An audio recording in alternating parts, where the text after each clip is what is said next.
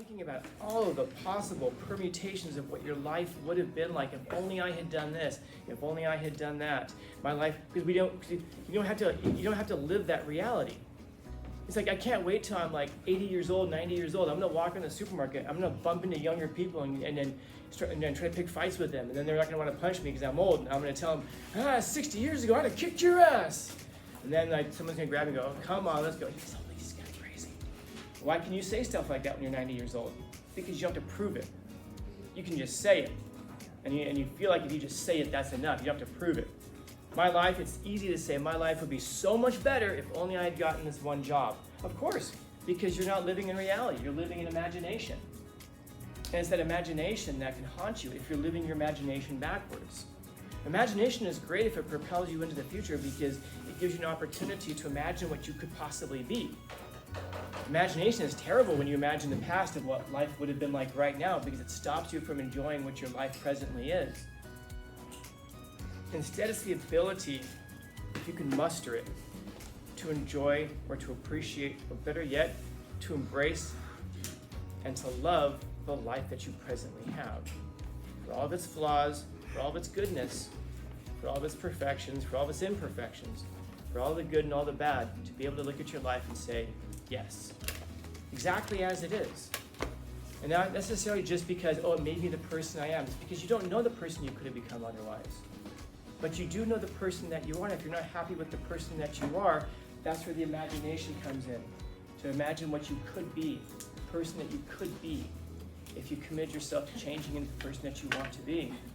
Because like the phantoms, they don't haunt our future. I can't tell you what ghosts live in your future. But you probably can tell me which ghosts live in your past and which ones haunt you in your present. At night when you're going to close your eyes. Fall asleep, the last things that was 3 a.m. thoughts. I can't tell you what 3 a.m. thoughts you're going to have 10 years from now, but you can probably tell me the ones that you have right now. And at some point in our life, we have to give up our hope for a better past.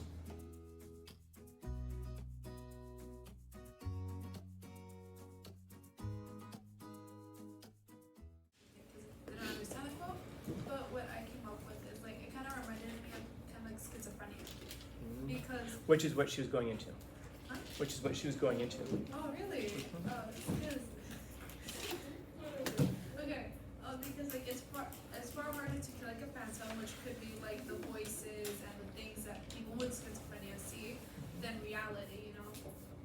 Because like if you're schizophrenic, it'd be easier to kill like another human being, but you can't get rid of the voices and things that you hear. Mm-hmm. Yeah. It's kind of like criticism. What's the hardest criticism to endure? What's the criticism that you can't get away from? What's the criticism you can't get away from? It's the only criticism you can't get away from. Your own. Yeah. People are criticizing you online, you just turn it off. If your family's criticizing you, leave the room. If you're criticizing you, there's nowhere to go, man. Yeah, lobotomy. Good. Solved. Questions, comments, concerns, complaints, criticisms, critiques. Yeah, Jay, go ahead. Trying to shy away from the mental health stuff because everyone's kind of said it this way. So I'll just say my original thought before I realized field swimmer meant drowning. I think it's refers to phantom as like missed things from my past that you couldn't do, but it's like still haunts your like decisions to this day, like maybe a failed job or a failed relationship, and then like it's still in the back of your mind, but you can't get rid of it. Even in terms of like maybe like a lack of belief in yourself. In other words, is it easy to overcome a lack of belief in yourself? It's way harder to overcome a lack of a belief in yourself than it is to overcome a lack of achievement.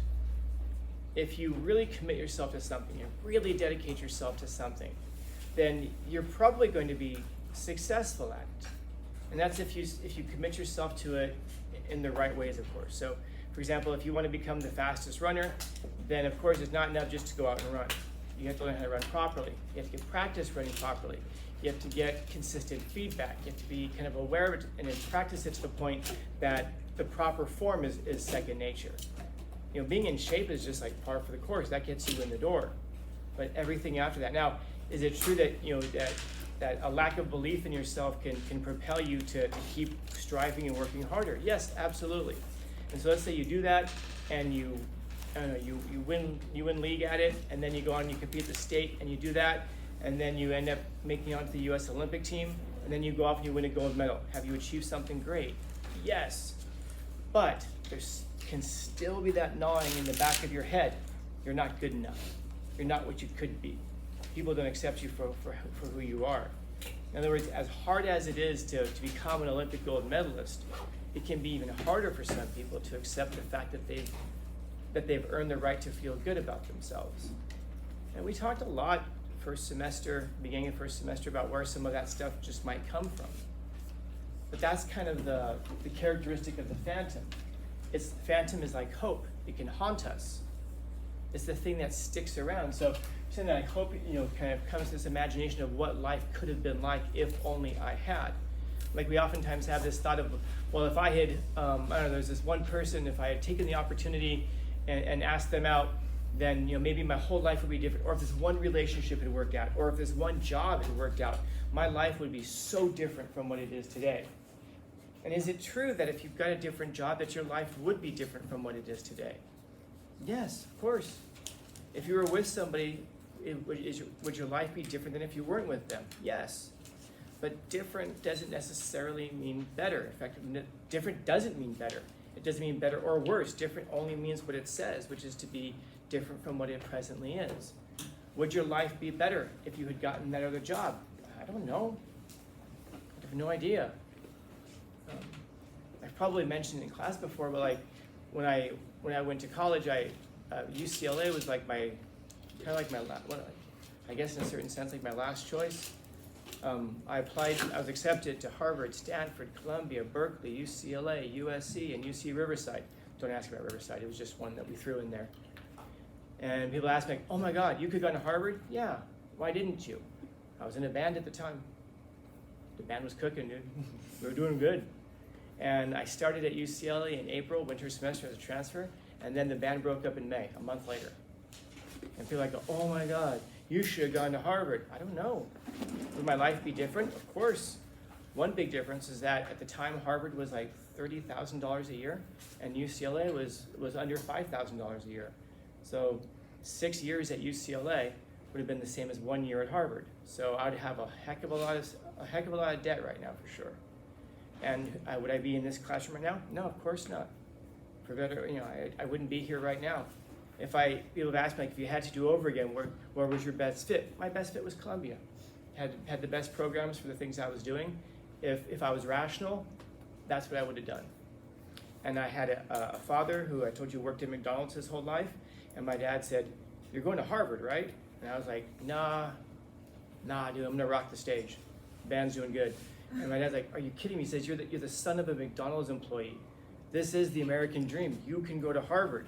You barely graduated from high school, and then and then fast forward a couple of years, and you've worked hard, and you've attained. You deserve to go there." And I was like, "I hear you." And with the band, dude, band's dope. And my mom's approach to it, my mom's thing was, well, wherever you decide to go, so as long as you go, I don't really care where you go. My dad was disappointed in me for going to UCLA. That's not a bad thing to be disappointed about, But my life would be so dramatically different. Would my life be better or worse? Yeah. I imagine so, yes. Which one? Let's say that, I don't know, let's say I say, you know what, screw it, I'm going to Harvard. So I get on a plane, fly out there, get off the plane, get into a taxi to take me to school, and then the taxi gets hit by an 18-wheeler and I die. Was my life better for going to Harvard? No, life was much shorter for going to Harvard. My life has turned out the way that it's turned out. Is it better or is it worse? Yes. Yes, you can go crazy thinking about all of the possible permutations of what your life would have been like if only I had done this, if only I had done that. My life, because you don't have to live that reality. It's like, I can't wait till I'm like 80 years old, 90 years old. I'm gonna walk in the supermarket, I'm gonna bump into younger people and then try to pick fights with them, and then they're not gonna wanna punch me because I'm old, and I'm gonna tell them, 60 years ago I'd have kicked your ass. And then like someone's gonna grab me and go, oh, come on, let's go. He's kind of crazy. Why can you say stuff like that when you're 90 years old? Because you don't have to prove it. You can just say it. And you feel like if you just say it, that's enough. You don't have to prove it. My life, it's easy to say, my life would be so much better if only I had gotten this one job. Of course, because you're not living in reality. You're living in imagination. And it's that imagination that can haunt you if you're living your imagination backwards. Imagination is great if it propels you into the future because it gives you an opportunity to imagine what you could possibly be. Imagination is terrible when you imagine the past of what life would have been like right now because it stops you from enjoying what your life presently is. And even if you look at your life and you say, well, my life sucks right now, do you really think you would have thought it was better in some other circumstance? Because your life is probably way better than you realize. And I say that because even if you think that you're going through hell right now, talk to some older people, man. People will tell you, yeah, when I was 19, when I was 20, when I was 25, I thought it was terrible. When people actually, interestingly enough, people ask me if I have any regrets in life. Of course, you haven't lived. If you have any regrets, you haven't done anything. You haven't tried anything extreme. But when people ask me, what's the one biggest regret you have? I think back to it. Strangely enough, the one thing that stands out to me, when I was in the band, I wish I had enjoyed it more. I was angry, miserable, depressed, anxious, all of these terrible things. I'd go on stage and you never knew which me you were going to get on a certain night, which I guess is probably part of the draw, I suppose. But I remember I'd sit there and constantly like, this sucks. Dude, we were on tour, we were making records. And yet I would sit there and go like, this is the dream that most people like strive for. And I was sitting there going like, this is terrible, And then looking back on it now, I think, holy crap. I was on tour with the Misfits. I should have enjoyed that. That would have been pretty awesome to look back on. I'd like to go do that now. You can't. You can't live backwards. Life can only be lived forwards. But unfortunately, sometimes it can only be understood backwards.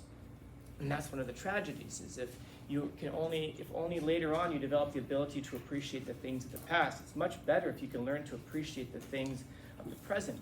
The small things. They don't have to be big things. It doesn't have to be a trip to Paris, which hopefully if you do that, you'll enjoy it. It doesn't have to be skydiving, which if you get a chance to do that, hopefully you'll enjoy it. But instead it's the ability, if you can muster it, to enjoy or to appreciate, or better yet, to embrace and to love the life that you presently have. For all of its flaws, for all of its goodness, for all of its perfections, for all of its imperfections, for all the good and all the bad, to be able to look at your life and say, yes, exactly as it is. And not necessarily just because, it made me the person I am. It's because you don't know the person you could have become otherwise. But you do know the person that you are, and if you're not happy with the person that you are, that's where the imagination comes in. To imagine what you could be, the person that you could be, if you commit yourself to changing into the person that you want to be. Because like the phantoms, they don't haunt our future. I can't tell you what ghosts live in your future. But you probably can tell me which ghosts live in your past and which ones haunt you in your present. At night when you're going to close your eyes. Fall asleep, the last things that was 3 a.m. thoughts. I can't tell you what 3 a.m. thoughts you're going to have 10 years from now, but you can probably tell me the ones that you have right now. And at some point in our life, we have to give up our hope for a better past. Again, we can only understand life sometimes backwards, but it has to be lived forward. And so it does take a bit of hope and faith to believe that what you're doing right now is what there is no supposed to be doing. It's just what you are doing. And it's a choice to love it or not. It's terrible that we got rid of that announcement. If you guys were here last year, you remember the announcement, for the news? I'm sorry, the announcements in the morning. Make it a great day or not, the choice is yours. Now we've changed it to make it a great day. We've gotten rid of the last part. Yes, it's like because the person who does it just decided there is no option to have a bad day. Yes, there is. Heck yeah, you have every option to make it a bad day, no matter what happens. You can go skydiving and be like, it was too windy. You jumped out of a plane, or you can you can make the decision that when you're on your way to school to stick your head out the car like a dog and go, "Ooh, this is great." It's your choice if you like that kind of thing. What's that? Then that one scene in Hereditary happens. That one scene in what? Hereditary. Never saw it. She stuck her head out her window and then got her head decapitated by a plumber. That's funny. I mean, for us, not for the person it happens to, but imagine that you're walking to school one day and you're just like thinking like, could this day get any worse? Today sucks. And all of a sudden, a head boom, boom, boom, boom in front of you. Oh, I guess it could get worse. By the way, don't ever ask, can this day get any worse? Because there's one promise I can make you. It can. And it'll find a way to make it get worse. This is the worst day so far. So one of the things that you have to do is to find a way to love the life that you're living and to love it right now at this moment. Even like in this classroom, you've got to be here. Oh, bless you. First off, you don't have to be here.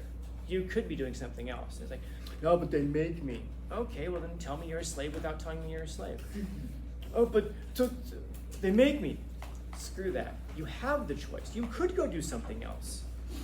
And please hear what I'm saying. This is important. This is really, really important. You could go do something else, but the fact is you choose to come here. That's the beginning of a great day. When you realize, you know what, I have the power. I could go do something else. I might get in trouble. I might get in an argument. But you know what? I'm going to choose to be here. And once you choose to be here, that's the beginning of a choice of freedom. That's the beginning of taking control over your own life. You know what? I choose to be here. So now that I choose to be here, hopefully that will change your attitude. It's like going to work. Do you go to work because you have to? You're going to hate it no matter what you're doing. If you're a lawyer and you're making tons of money and you have to go to court and you don't want to go to court, you're not going to enjoy it. If you're like, you know what, I'm making the choice. I'm going to do this thing because I want to. But then all of a sudden, everything changes. You know, this is one of the reasons, like, you look at, like, someone like Jeff Bezos or Elon Musk, people say, man, if I had that kind of money, I would just retire and just chill. No, you wouldn't. No, you wouldn't.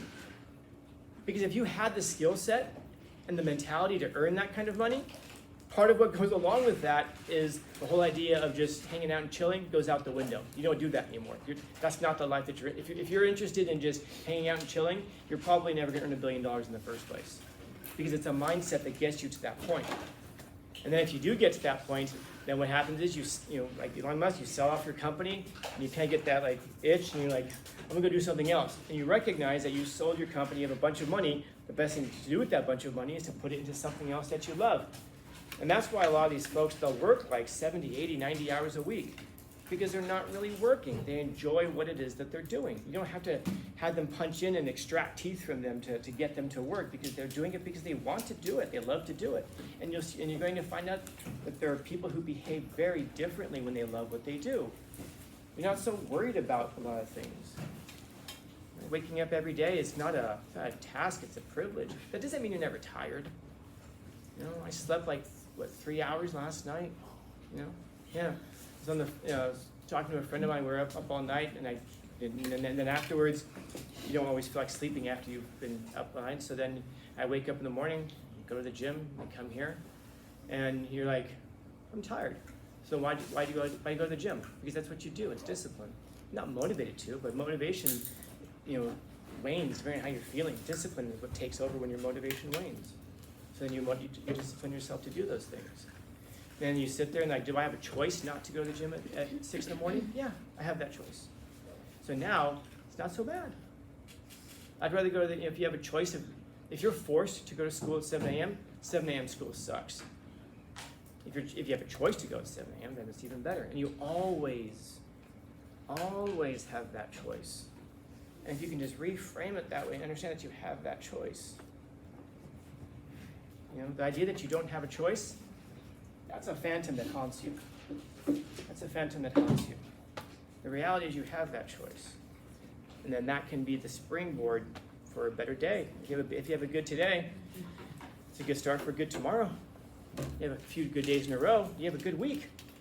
A few good weeks in a row, you have a good month. It's not that far to go from there into a good year. Put a few of those together and you have a good lifetime. It starts with that choice. So find a way to embrace the thing that you're going through. Find a way to embrace the life that you live because it is your life. Out of curiosity, does anybody here own a car? The first car you own, hopefully it's a real piece of shit. I hope it breaks down on you a lot. I hope you get flat tires and there's no reason for the flat tire. I hope you're like me and you leave your car battery and you leave your car lights on. Your car is so old it doesn't tell you that the lights are on, then you come out of work or school or whatever, and you try to turn your car on, and it doesn't start a lot. And you're like, God damn it, I left my lights on again. I hope that happens to you a lot, because here's the thing, if your car's a piece of shit, it's your piece of shit. And you embrace it, because it's yours. And if anybody else calls it a piece of shit, it's gonna offend you, but it's yours. And so, I don't care how long you live, I don't care how much money you make, you're gonna go off and you're gonna buy a Ferrari or maybe a whole fleet of Ferraris. But guess which car you're gonna remember? That first one. Lovingly too, you may even have a picture of it. And you'll be like, oh, this goddamn thing. And you're gonna laugh about how it strands you in places, but you'll always remember that one because it was yours. I hope your life can be like that, even if it's a piece of shit. I hope it turns out that you can still embrace it and love it, because that's what meaningful life is. Questions, comments, concerns, complaints, criticisms, critiques? Happy Tuesday. It's Wednesday? Fuck, I lost a whole day? No, I gained a whole day. I'm older than I realized. Sleep here.